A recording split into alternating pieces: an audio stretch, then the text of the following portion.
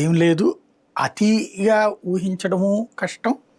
అలాగని తక్కువ చేయడము కష్టం. ఇప్పుడు ఇలాంటి ప్రయత్నం వైసీపీ చేయలే తెలుగుదేశం మీద. వాళ్ళందరినీ లాక్కోవాలన్నటువంటి గతంలో వాళ్ళ అధికారంలో ఉన్నప్పుడు.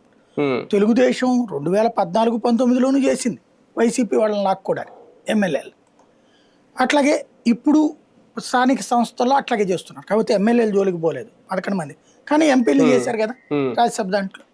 అంటే తెలుగుదేశం ఎప్పుడూ కూడా తమ వాళ్ళని కేసీఆర్ తీసుకెళ్ళినప్పుడు తప్పు పట్టింది.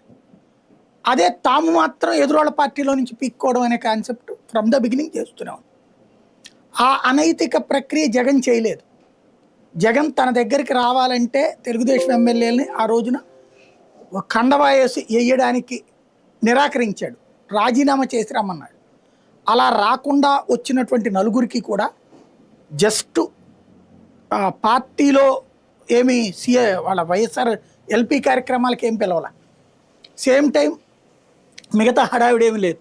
వాళ్ళు మమేకమయ్యారు అంతే పార్టీలు. వాళ్ళని ఏమి పార్టీలోకి కండవాయేసి కప్పడం కానీ, వాళ్ళకి ఏ మంత్రి పదవులు ఇవ్వడం కానీ, వాళ్ళ క్రియాశీలమైన అవకాశాలు కానీ ఇవ్వలేదు. అది పక్కన పెడితే అంతకుముందు ఎన్నికల్లో వాళ్ళు స్థానిక ఎన్నికలే నడపలేదు ఇది టీడీపీ.